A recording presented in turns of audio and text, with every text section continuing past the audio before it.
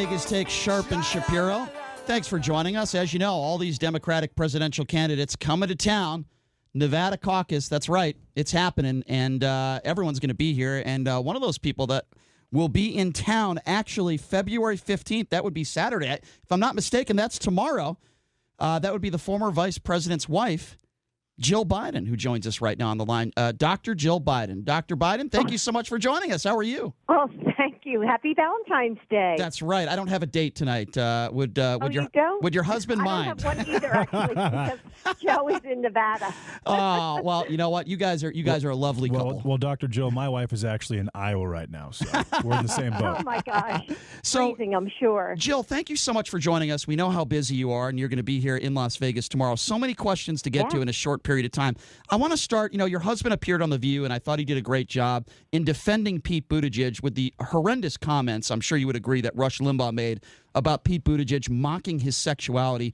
What do you make of the political times that we're in right now, the rhetoric of Donald Trump, and the fact that Rush Limbaugh gets the Medal of Freedom when he goes after women, minorities on a regular basis?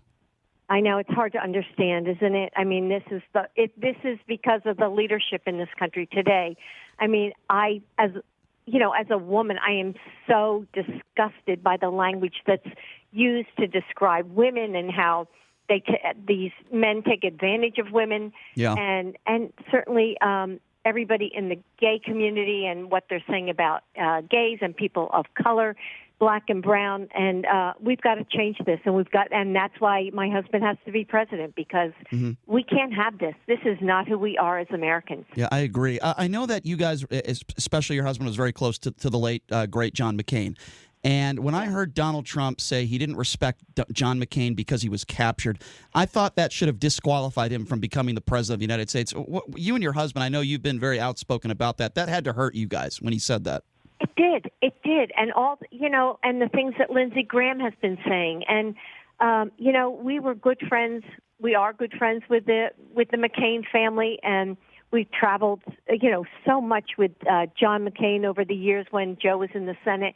And then, we ran against each other. But I want to tell you, I mean, I just heard from Cindy actually today. And, it's just like there is a civility to politics that used to be between Republicans and Democrats, and that's the way we need to return to that. Sure. And I know a lot of people are saying, no, that could never be.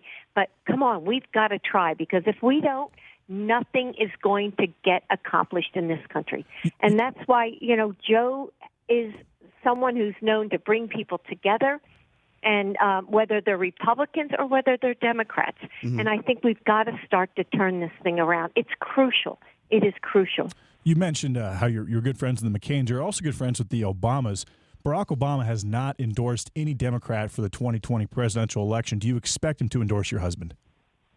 Well, if he's the nominee, of course he will. I mean, that's what Barack has said. And Michelle has said that as well, that they will both work hard for whomever is the nominee. Are you surprised, though, because obviously you and your husband have had such a great relationship with the Obamas. Does it surprise you at all or bother you at all that to this point the former president has not endorsed your husband? Because I got to be honest with you, from an outsider looking in, it surprises me. Well, it doesn't surprise us. I mean, Joe talked to the president before, we decided to make this decision, and they agreed that the president would not announce. And Sure. I think, Joe has to get this on his own merits, his own 2 feet. And Understood. So, no, I think it's, this is what they agreed on. Sure. This is a personal thing, and you've been through this. You know how it works. When your husband runs for office, you guys are going to be dragged through the mud. And unfortunately, and I say unfortunately, in the last year or so, Hunter Biden has been through the mud as well. How is he taking this whole situation? How is your family taking all this situation when Donald Trump and many of the Republicans want to bring up Hunter Biden and what he may have or may have not done, even though there was an investigation that found nothing? I mean, how are you guys handling this? We're doing just fine. I mean, we are a resilient family, number one. We knew Donald Trump was going to try these tactics. We know that he lies.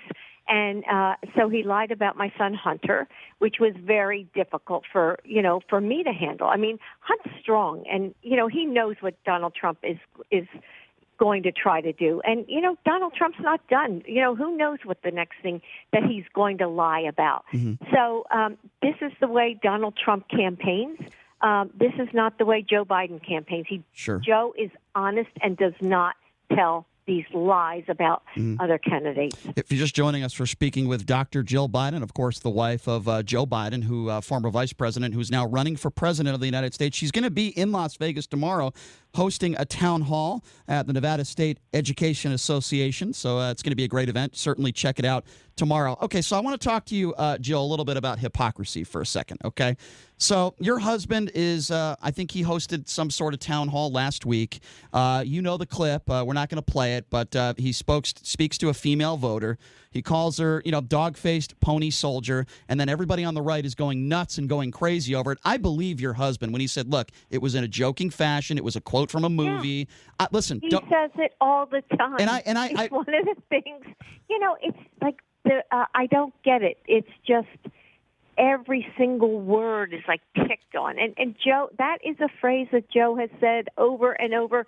I mean, for a million years. It's just one of those funny things he says. It means absolutely nothing. It means nothing. So in this day and age, and by the way, I believe your husband. I believe you. I know I have a lot of respect for your husband. Let me be very clear on that. Your husband hasn't said anywhere near the horrendous things that Trump does on a regular basis and says. There's no question about that. But looking back on it, even though that is a phrase that he says all the time, did he say anything to you? Did you guys talk about that? And like, well, you know what? Even though that's a phrase I use all the time, maybe I probably won't say it anymore. No, Joe. We didn't discuss it. I mean, I saw my husband, I think, last night for 10 minutes. I mean, really, people don't realize, that because people say to me all the time, you have to tell your husband this, tell your husband that. I feel like saying, I don't even see my husband. I mean, we're going, like crazy. I'm going one way, he's going another. And, I know Joe. And honestly, I think the people of this country know Joe. He wasn't attacking anyone. Yeah, I believe that. I think if you even talk to the woman, I mean, I wasn't there, but if you talk to the woman he said it to, sure. He was joking. I believe it. It was just in jest. And you know what? I am 100% on board with what you just said. And I believe that because, we've all grown to know Joe Biden over the years. He's a good man and well-respected. Yeah. There's no question about that. What did you make of the impeachment, the sham trial, as I like to call it, where witnesses are not put forward and the Republicans are blocking everything? And, as you know, Jill, several Republicans have said, well, he probably did do this. The Democrats made their case. He did not do this.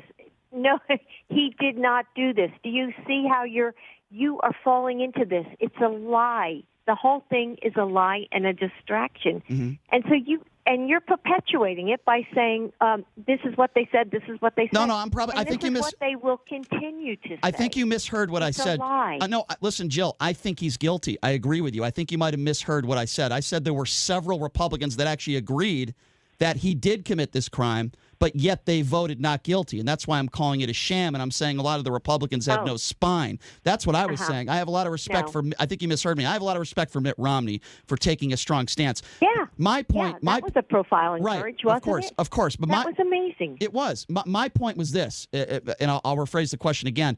There were several Republicans that actually think he did commit the crime. They stated that. But yet they still voted not guilty, and that I have a huge problem with that. I see what you're saying. Yeah. I heard you differently. No problem. Yep.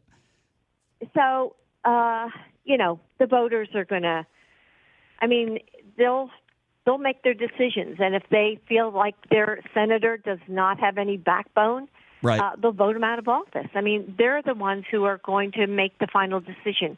It's the American vote that's going to make the decision on this. One more quick question, and I know you're pressed for time, and we do appreciate your time, Jill, very much so.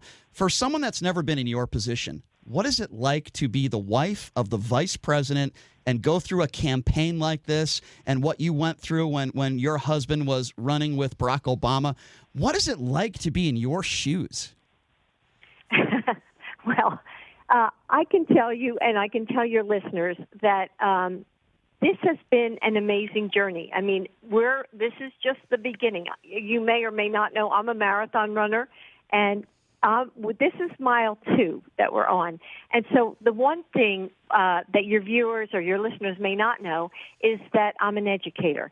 And, I get the opportunity to talk to teachers, to talk to nurses, to talk to people all across this country.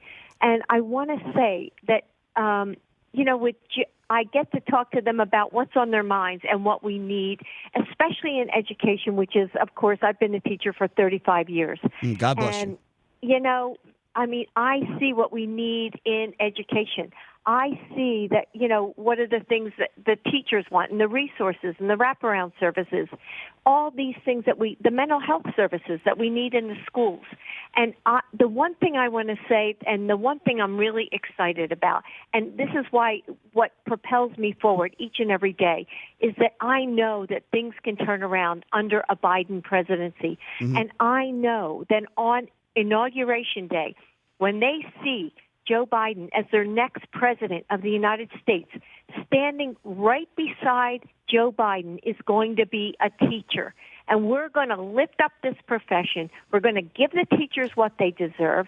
And we're going to turn around so many things like guns and gun violence in schools and, sure, all teacher pay. Absolutely. I mean, we really, this is our opportunity. This no question. Is our time. And I love we've got to take it. And I love your husband's stance and your stance on gun control, by the way. As you know, we lost 59 people. I do. My God, yes. Yeah, it was horrible, the October 1 shooting. I know you got to go, yes. Jill. Last question. I want to promote this event you're doing tomorrow. You mentioned education. You're holding a town hall tomorrow in Las Vegas with the Nevada State Education Association. Yes. Can you quickly just talk to us a little bit about that and promote the event, what time it is? If I correct me right, Valley High School, I believe it's going to be at 1 p.m. You're going to be there, yes, and many other dignitaries as well. Talk a little bit about this event and why it's so important to you. Well, it's going to be, we're going to talk about the issues that, what are on teachers' mind and, the things that they're facing, what they're looking for. So it's so important, I think, that we turn around education. I think the teachers are saying, hey, Jill, we have overcrowding. We're not paid enough. We need services in our schools to help all of our kids. And we need to create equality, whether it's in, black schools and brown schools and, for black students and white students and brown students. And we need to start early so that all students have equal education. Mm. And I think that that's so important. And that's what we're going to do. We're going to sit and we're going to talk about it and we're going to see, what we need and we're going to take it in that direction. So I hope that any educators or parents who are interested in the education of their children, I hope that they'll come to the event and make their voices heard, because that's what America is all about. No question. Making your voice heard. Jill, I have so much respect for you and your husband, your family. I appreciate you taking some time to join us. And let me just say this. I know that you only spent 10 minutes with your husband yesterday. Can we get that same time with your husband maybe on the show next week? You think you could put in a good word for me? I will put in a good word, I promise you. I appreciate that. Thanks a lot, Jill. Thank you so much for your time. We really do appreciate it. Okay. All right. There you go. Care. Take care. Bye-bye. We're going to take a quick break, and when we come back, there is a priest that is barring certain members of Congress for communion in his church. The reason for it might surprise you a little bit. We'll explain coming up next. We're going to take a quick break. You are listening to The Vegas Take right here on the all-new 101.5 FM, 720 AM.